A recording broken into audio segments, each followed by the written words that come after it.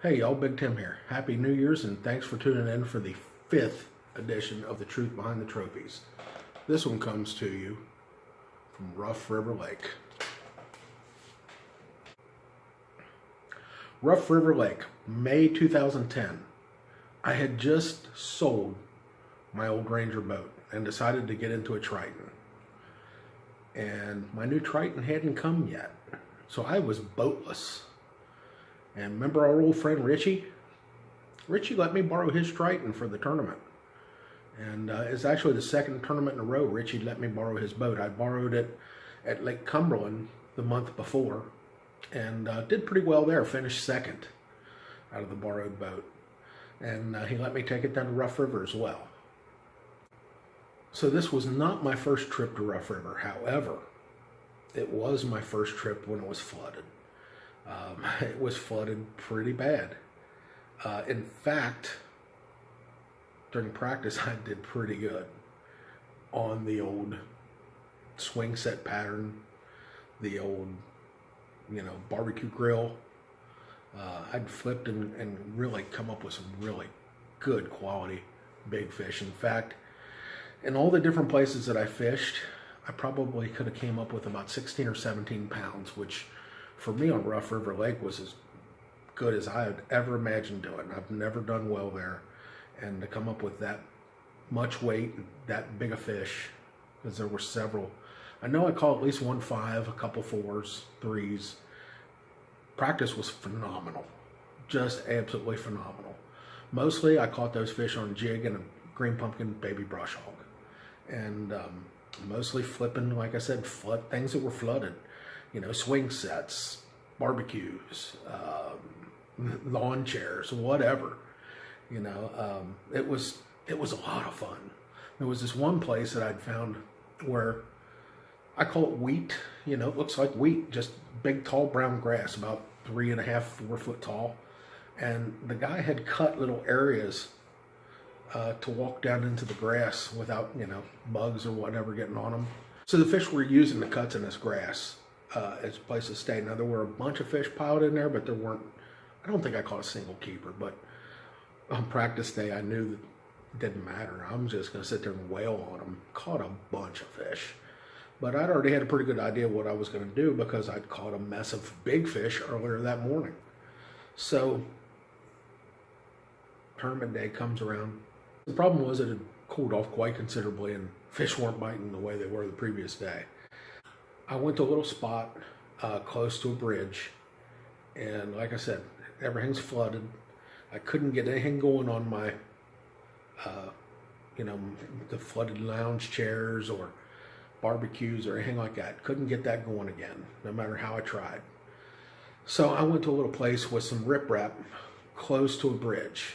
And it was a real small little spot, but I ended up catching 2 15-inchers out of there and one more of the slot fish. And then it shut down. I mean, I didn't have another bite for 2 or 3 hours. And it was just a scramble trying to figure out what to do. And, with my mentality, I always want to go to the scales with 5 fish. So I'd always been there and caught Kentuckies before. I kind of knew what I needed to do to go catch Kentuckies. There are a couple bridge pilings. I take that little brush hog, pitch it up against the bridge piling and let it sink. And most of the time those Kentuckies are there. And that's what I ended up doing. And I've caught quite a few Kentuckies and actually caught a bigger slot largemouth. The slot largemouth I have was maybe 12 and a half. I think I caught a 14-incher. Not a giant, but still it's added weight.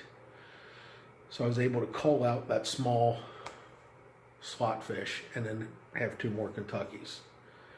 And I was just devastated because, like I said the day before, they were really biting. The big girls were biting, and I figured everybody's catching them but me now. Went in to weigh in, and there wasn't hardly any line to weigh in. I go up and take my bag to the scales, and there's no line, no weight. So I weigh these dudes in. Like I said, I've got 2 over 15, 1 slot fish, and 2 keeper Kentuckys, 12 and a quarter maybe. So with my 7.73 pounds, I end up winning the tournament out of Richie's boat, the borrowed Triton. And that was my first win in a Triton, and that felt really cool. The really unique thing about borrowing Richie's boat was it was the first boat I'd ever been in that had a power pole. And he always asked me, he says, "How did you like that power pole?" I was like, "Man, it was awesome. I loved it." I pulled up under the shade tree on Friday after practice and retied all my baits and put that power pole down, and it kept me right in place. Didn't have to worry about it. Most of the time fishing those lakes, I don't fish shallow enough to use a power pole. Don't get me wrong, I wouldn't mind having one if somebody was to give me one, but it's not a necessity for me. I still don't have one on my boat. You know, now everybody's got 2. Back in 2010, most people only had 1. But it's not something that I'm willing to go and part with a couple of grand just to have a luxury like that. But it was nice that day when I pulled up under the shade to tie up. That was nice. So I went from being just totally dejected of only catching what I thought was 5 or 6 pounds to winning the tournament. Because like I said, the day before, they were chewing. The big girls were out, they were fired up, and they were eating, and I thought everybody was catching them. Come to find out, the scuttlebutt around the trip was nobody even caught them on Friday but me. So it was a great weekend for me, and one I'll always remember. It was a lot of fun, and that was my first win in Triton. But anyway, that's this episode. Thanks for tuning in. We've got more coming for you, so stay tuned.